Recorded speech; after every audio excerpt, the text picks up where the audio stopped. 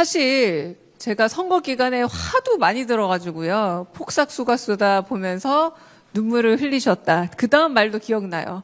아유, 집에 여사님 보면은 창피해서 몰래 우느라 애먹었다라고도 말씀하셨는데, 결국은 대통령을 울린 드라마를 만드신 겁니다.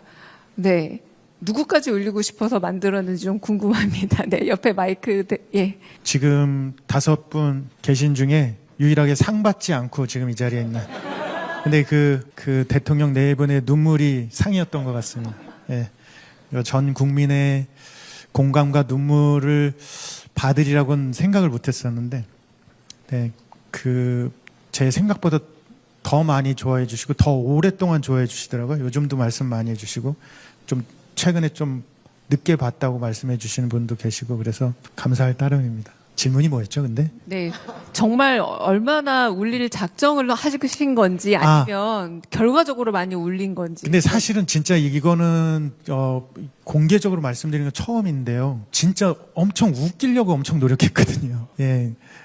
울리려고 한 적은 단 한 번도 없었어요. 그냥 이거는 감동적인 장면은 최대한 잘 살리려고 했지만 그걸 그렇게 막 울릴 거라고는 생각 못 했고요. 오히려 되게 슬픈 장면에서 되게 안 슬픈 음악을 깔았었어요. 예, 그래서 근데 정말 많이 웃겨드리고 싶었는데 많은 분들이 울었다고만 말씀하시니까 너무 이렇게 슬픈 드라마로 생각을 해서 아직도 안 보시는 분들이 계시더라고요. 이 기회를 빌어서 정말 웃긴 재밌는 드라마입니다. 마지막까지 홍보를.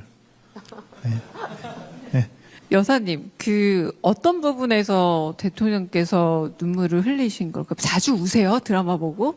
아, 예. 요즘 좀 자주 우는 것 같아요. 갱년기가 왔는지.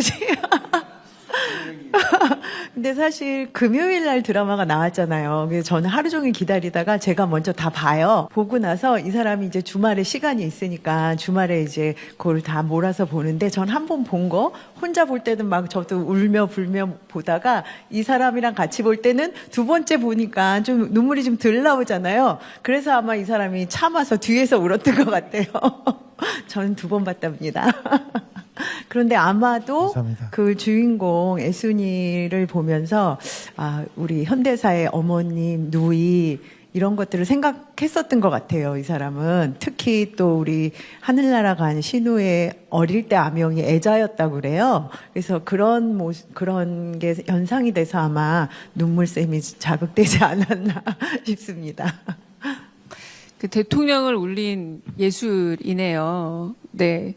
아마 이 자리에 모인 이유가 이런 예술이 감동도 주고 그리고 추억도 주고 굉장히 한 시기를 우리가 기억할 때 어떨 땐 작품으로 기억이 될 때도 있는 듯해요. 대한민국 예술계를 대표하는 별들이 이 자리에 모인 이유이기도 할 텐데 대통령님 왜 우리가 이 자리에 모였을까요? 저는 요즘은 어떻게 하면 먹고 살 길을 만들까 이런 데 주로 관심이 있는데 제가 그 폭삭소가수다를 이제 주말에 한번 몰아보기를 했는데 제가 정말 놀라운 점들을 발견했어요. 그래서 저는 대한민국의 문화적 가능성 이게 과연 어느 정도의 잠재력이 있을까에 대해서 저는 사실 확신을 갖지 못했는데 폭삭소가수다를 보면서 야 이거를 하나의 산업으로 키워서 대한민국이 전 세계에 드러날 수 있는 결정적인 계기가 될 수도 있겠다 이 생각이 그때 들었습니다. 물론 그 이전에도 K-팝이나 뭐 이런 것들은 전 세계적으로 많이 각광을 받았고 뭐 경제적으로도 꽤 도움이 됐던 건 있죠.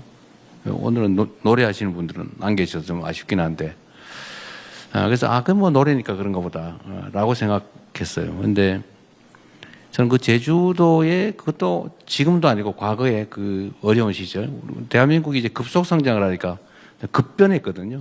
사회 경제적 상황이. 근데 그게 거기다 또 뭐 고부 갈등 또는 남존 여비의 그 가부장적 문화 이런 거에 우리는 공감하지만 과연 세계인들이 공감할 수 있을까 이런 주제에 그런데 이게 엄청난 공감을 받았다는 걸 봤는데 결국은 그게 섬세한 표현력 아닐까? 근데 그런 생각이 들더라고요. 그래서 이 대한민국의 문화적 역량이라고 하는 게 이게 노래만이 아니고 또 새로운 영역도 있겠다. 이제 그 생각이 들었습니다.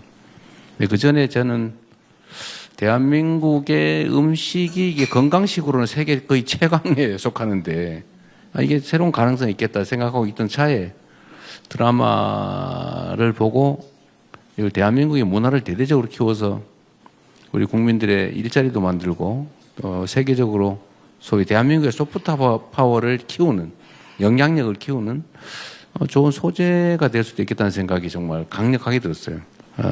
그 정말 우리의 실력이죠. 뭐 우는 거야 뭐 저는 당연히 뭐 갱년기라서 그런가 싶었는데 꼭 그건 아닌 것 같고 근데 이게 남미나 뭐 유럽 이런 데서도 그렇게 호평을 받았다고 하니까 이게 정말 큰 가능성이 있겠다.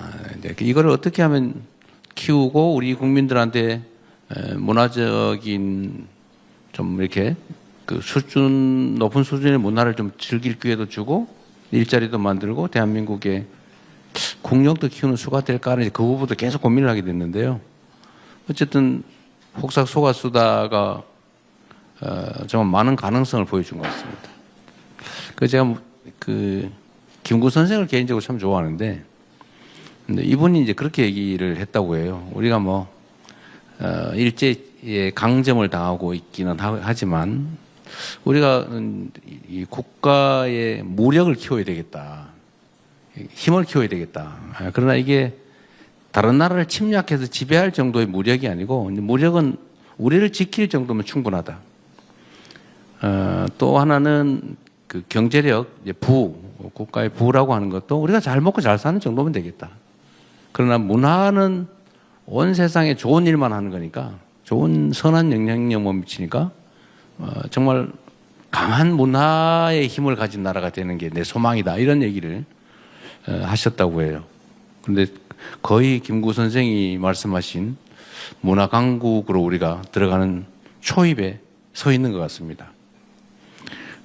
어떨지 모르겠는데 국가 정책적으로 좀 문화 부문에 대한 투자나 지원도 대대적으로 좀 늘리고 우리 자라나는 세대들한테 좀 기회도 좀 주고 그리고 이걸 또 산업으로도 키우고 또 전 세계로 좀 진출해서 대한민국의 문화적 영향력을 키우면 우리가 세계적인 강국으로 선도 국가로 갈 수 있지 않겠냐.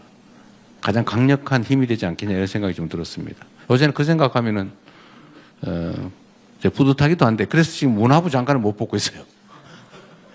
너무 복잡하게 막 고민하다 보니까 이걸 다 할 수 있는 사람이라 해야 되는데 오늘 여러분 그 고민도 좀 해주시기 바랍니다.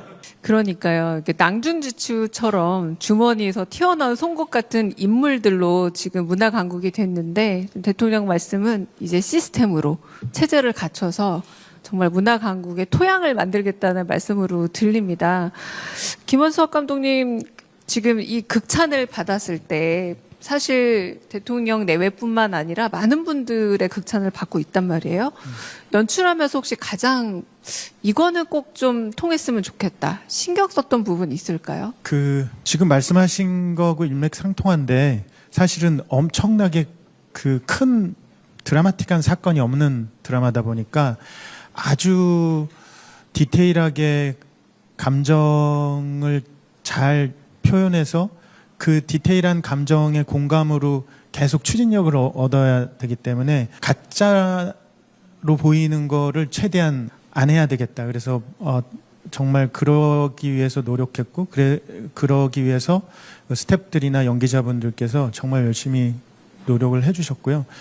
그 제가 생각하기에 이제 흔히들 그러니까 60년도부터 2025년까지 65년간의 한국에서 살아온 특히 제주도에서 살아온 어떤 부부의 이야기를 한다고 했을 때 많은 사람들이 생각하는 어떤 한국사의 어떤 대단히 개인의 삶에 영향을 미친 엄청난 사건들을 전면에 내세우지 않으면서 그냥 그런 사건들이 심지어는 그냥 배경에 그 사건을 겪어온 사람들이란 가정으로만 존재하면서 만드는 시도를 한번 해보고 싶었거든요. 작가님하고. 그게 처음에는 왜 그 사건 얘기가 안 나오냐. 그 시대에 대학을 간 사람이 왜 저런 생각만 하고 있냐 뭐 이런 비판을 많이 받았었는데 근데 또 거꾸로 나중에 다 보시고 나서는 왜 그랬는지 알겠다. 그리고 기본적으로 사람에 대한 얘기를 하기 위해서 그것이 조금이라도 오해받을 수 있는 여지를 좀 많이 줄이고 싶었어요. 예, 제가 뭐 이 자리에서 말씀드려도 될지 모르겠지만 대선 기간에 정말 많은 후보들이 저희 드라마 얘기를 했거든요. 저는 그게 내가 잘 만들었구나. 이게 어떤 정치 지향이 다른 분들도 이 드라마만큼은 내가 느꼈어.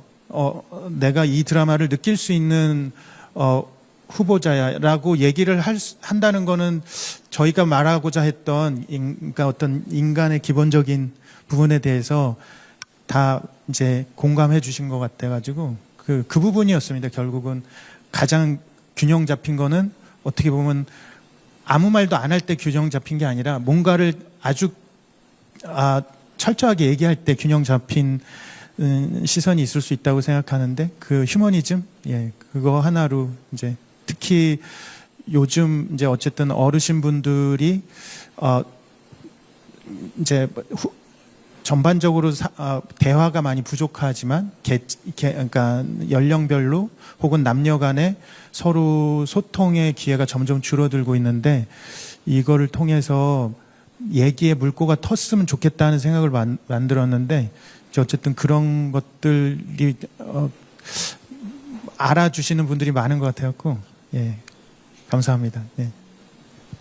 우리 김원석 감독님이 편하게 말씀하시니까 되게 쉬운 일 같지만 사실은 1950년대생 애순이라는 매우 특수한 경우를 보편적 얘기로 끌어내신 거잖아요. 사실 여기 계신 모든 예술가분들이 바라는 어떤 순간인데 그걸 성취하셨다는 말로 들려서 정말 뿌듯합니다. 그걸 저는 그 번역 없이 원어로 봤잖아요. 한국 드라마다 보니까 한국어로 자막 없이 볼 수 있는.